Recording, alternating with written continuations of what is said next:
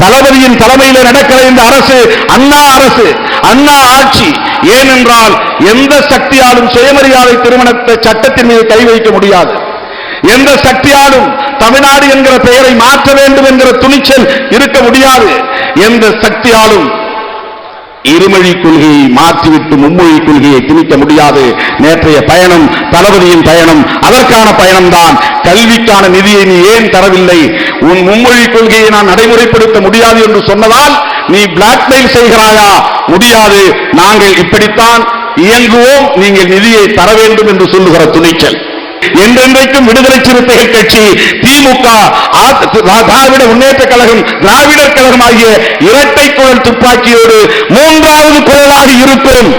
தொடர்ந்து இந்த களத்தில் உங்களோடு நாங்கள் சனாதன சக்திகளுக்கு எதிராக முழங்குவோம் என்பதை சொல்லி வாய்ப்புக்கு நன்றி கூறி முடிக்கிறேன். நன்றி, வணக்கம்.